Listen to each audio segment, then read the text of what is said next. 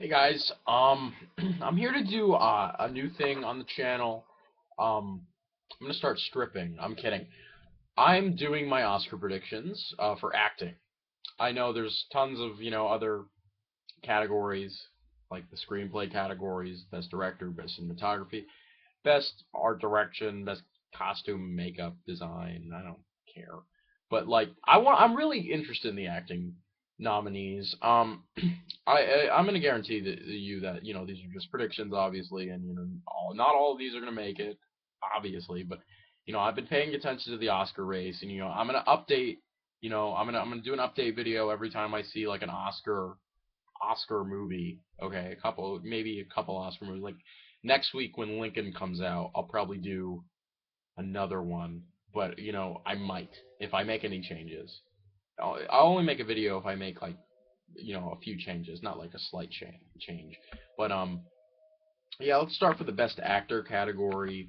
Um, I'm gonna name off some possibilities, and then I'm gonna get into the ones I think are my predictions, my top five predictions. But these are the honorable mentions that I don't think you should count them out yet. Anthony Hopkins and Hitchcock. I kept them in there because the movie hasn't come out yet, and I've heard it hasn't gotten really good reviews at all. So I'm just gonna keep that in there for the honorable mentions. We'll see. Same thing goes for Shiraj Sharma for the upcoming Ang Lee film Life of Pi. I don't know. It looks like a very difficult role, and for a debut performance, it could definitely get him into bigger and better things. But I'm not sure if it will gain him an Oscar nomination. Brad Pitt for Killing Them Softly. You got Brad Pitt. He's awesome. He's one of my favorite actors. I just saw the trailer for that new zombie movie he's in, World War Z. Oh, I get it. It's World War Zombie. Yeah, it looks really, really stupid, but I still love Brad Pitt. But going to Killing Them Softly, I think this could end up being one of the biggest Oscar movies to come out. As like a sleeper hit for the Oscar campaign. I don't think it's going to make that much money, which might be its downfall. But I think Brad Pitt is going to be great in this movie, so I'm not kicking him out just yet. Logan Lerman. The Perks of Being a Wallflower. This is a performance that is one of the top five best of the year. Obviously it's my favorite movie of the year, but he was just so powerful in it, and probably my favorite performance of that film. And if the Academy sits down and actually watches The Perks of Being a Wallflower, and they just notice all the great. I just read the script today. It leaked online today for it to get like an Oscar campaign going. So I'm glad that they're campaigning for Logan Lerman, Emma Watson, and Ezra Miller, especially Logan Lerman and Ezra Miller, and the script, which definitely deserves it. And yeah, Logan Lerman definitely deserves a nomination. So hopefully, I don't know. They usually put like an ethnic guy in there to like, you always notice for the best actor category, they always like throw in like an ethnic guy. Like last year was like Damien Bashir and A Better Life, and like there was a couple of Javier Bardem for Beautiful, that foreign movie. Uh, but Logan Lerman could just he could be the sleeper pick. He's not ethnic, but whatever. I'm not counting him out yet because it was such a good performance. I don't think I'm ever going to count him out. Jamie Foxx and Christoph Waltz for Django Unchained. Yes, Christoph Waltz. And I'm hearing that they are going to campaign both of them for leading. Sorry. Wow, I have a bad cough. But I actually read the script to Django Unchained. I've heard that the script has tons of changes, but really, I think that might be my favorite script of the entire year that I've read. And I'm not trying to sound biased because I'm a huge Tarantino fan, as you guys know, but it's still Jamie Foxx and Christoph Waltz, and Christoph Waltz really is a leading. That's a main character. Like him and Jamie Foxx are the two main characters, and campaigning him as supporting, I think it's a tight race. So I don't know. I think it's better off if Christoph Waltz gets into the leading category because I think he deserves it because this is a character that I people who have seen the movie already, and I predicted this, and I honestly think it. I think this character that he plays in the movie is just as good, if not a little bit better, than his character in Inglourious Bastards. I know it sounds weird, but don't crucify me yet. Next we have Bill Murray for Hyde Park on Hudson. I actually live right near Hyde Park, so that's weird. Yeah, he's playing FDR, and apparently, like a couple months ago when the movie was screened at the Venice Film Festival, it didn't do good at all. Actually, got really shitty reviews. But and I'm hearing Bill Murray is going to be supporting, going to be campaigning as supporting, and I'm like, what? That's stupid. But I still gotta keep him in there because the movie didn't come out yet, so the buzz needs to start building up. And the last but not least, I have Jack Black for Bernie. It's a movie that got really good reviews. I saw it. I didn't like it that much. I thought he was the best thing about it, but him and Matthew McConaughey are really good. But I don't think it's gonna gain him an Oscar nomination. Sorry, I've seen Jack Black give better performances, but he was very good in it. Yeah, School of Rock and High Fidelity, I thought he was better in, but that's just me. Um, but the top five performances, I think, in no particular order, that will get nominated right now. Joaquin Phoenix for The Master, even though he shit talked the Academy, he still deserves a nomination. It's the best performance of the year. John Hawkes for The Sessions, it's getting tons of buzz, and I love John Hawkes, so I'm glad he's getting buzz. Denzel Washington for Flight, saw Flight, loved Flight. He was that movie. He was fantastic. He definitely deserves a nomination. There's probably going to be more performances that I see for the end of the year, like Brad Pitt and maybe Sharaj Sharma, or definitely Christoph Waltz and Jamie Foxx, that I might like more than Denzel. But I definitely think this is definitely a performance he should be nominated for. Daniel Day-Lewis is a lock for Lincoln, obviously, and he's probably going to win again. And Bradley Cooper, Silver Linings Playbook. So yeah, I told you guys when Limitless came out, he's going to be the next big actor, and I'm right because this movie's getting like nothing but great reviews. So yeah, Bradley Cooper definitely I think is going to get nominated. The Best Actress race is shitty. I'm just going to be flat out with you. It's shit. All right, this is terrible. I'm not gonna lie. This is shitty as hell. The the Best Actress race because there's really nothing. Nothing. All right. The honorable mentions I have: Leslie Mann for This Is 40. I know it sounds weird. She was definitely snubbed for Knocked Up, and that's like the only movie I like her in. But maybe she will be one of the dark horses in this category, so she might slip her way in. Helen Mirren for Hitchcock. She looks really good in it. Yet again, the movie hasn't been getting great reviews, but I've heard good things about her performance. Mary Elizabeth Winstead for Smashed, a movie that's gotten completely under the radar. I've heard her performance is great. I'm hoping it is. But I've really heard nothing about the movie. So yeah, believe it or not, Anne Hathaway is campaigning for The Dark Knight Rises for leading. It's completely a supporting performance, and I disagree with that completely. But since she's going to be in Les Mis, which I'll get into in a minute, she's campaigning for The Dark Knight Rises for leading. So she might get in just because maybe double nominee. Who knows? But if she does get nominated, I think she deserves it. I just don't think she deserves a leading nomination, but that's just me. Keira Knightley, Anna Karenina.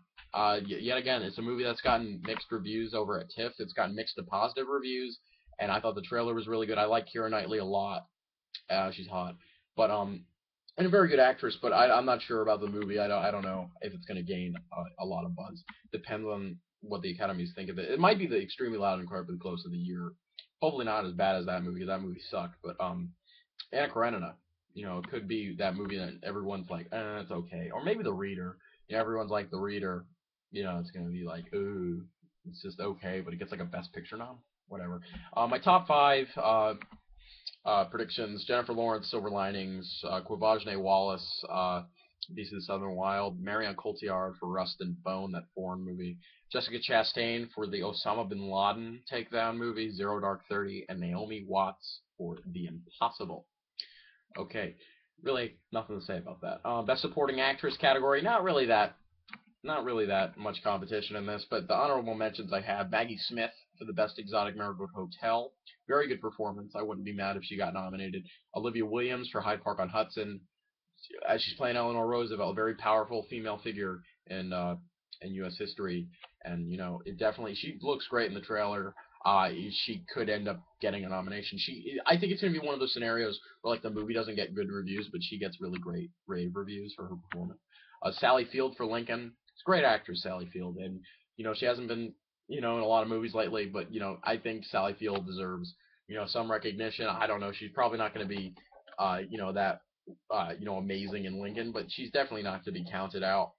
Samantha Barks for Les Mis. I'm not seeing Les Mis because I don't know if you guys have a Regal theater, but all they keep showing at Regal is the stupid behind the scenes thing. I've seen it like 10 times, and I'm sick of it. It's it doesn't seem like a movie I would see anyway, but I'm not seeing it. It looks terrible. talking about Les Miserables, my top five. For Best Supporting Actress, we have Anne Hathaway for Les Miserables. She looks like a lock. She looks really good in that movie. The best thing about that movie, I love Anne Hathaway. She's awesome. Jackie Weaver could, fuck. Jackie Weaver could earn her second nomination. The first one she got for the movie I didn't see, Animal Kingdom, a couple years ago. For the Silver Linings Playbook, she might get a nomination. She's getting really good reviews for that, for her performance. Amy Adams for The Master definitely deserves one.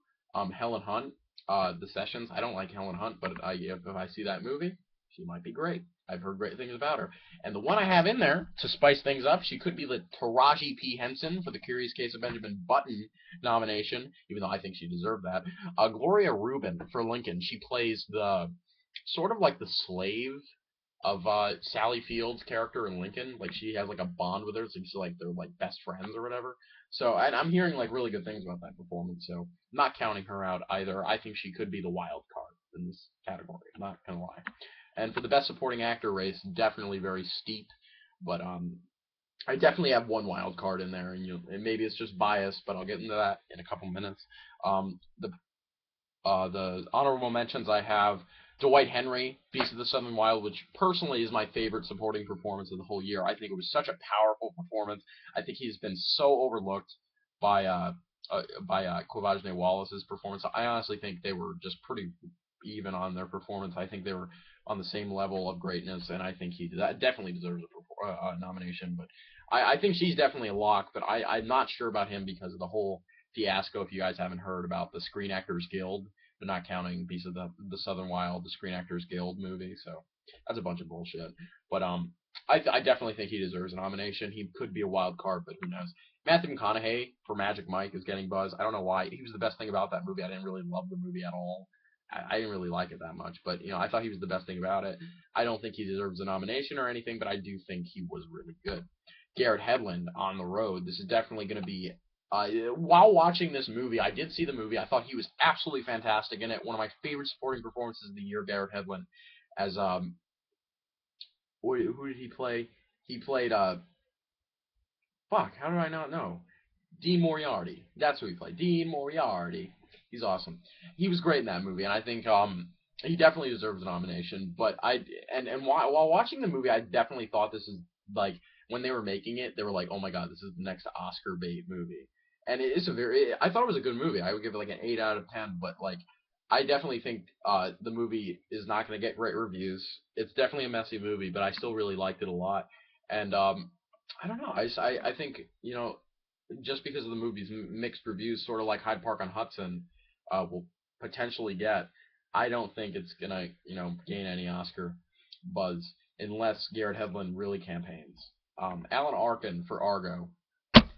Uh, if he gets nominated for this, I'm not gonna be happy. I think he's a great actor, but the whole movie, it just felt Alan Arkin was there to just say Argo, fuck yourself like 15 times, and like it was funny, but there really wasn't anything to that performance. So that said like, ooh, Oscar, like really okay. Scoot McNairy for Killing Them Softly. Like I said, it could be one of those movies that sneaks in there to the Oscar race. I think he looks awesome in it. He's getting pretty good reviews for what I hear. He was really good in Argo, Scoot McNairy. So yeah, Killing Them Softly, he's probably going to have a better chance for. William H. Macy for The Sessions. He's not getting as much buzz as Helen Hunt or John Hawkes are, but he's still not someone to count out. But like he's William H. Macy, but still, I'm not counting him out.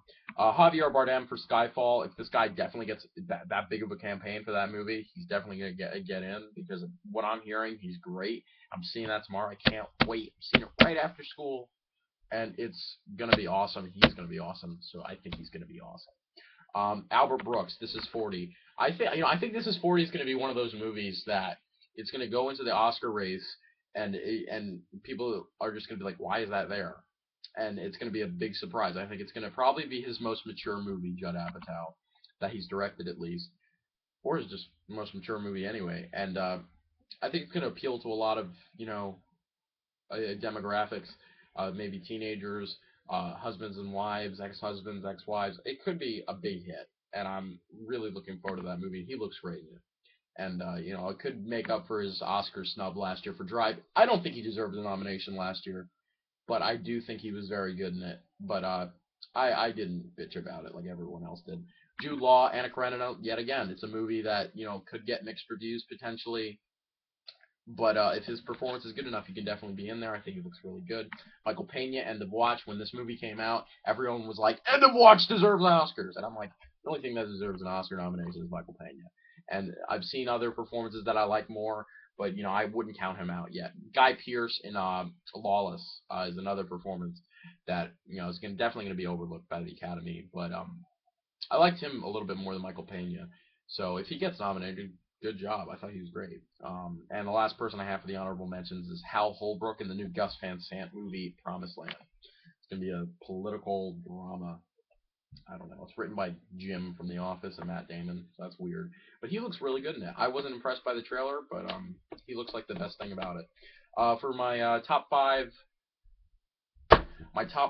best supporting actor predictions, Leo DiCaprio is going to win. He's going to win his first Oscar for Quentin Tarantino movie, Django Unchained. He's definitely going to win.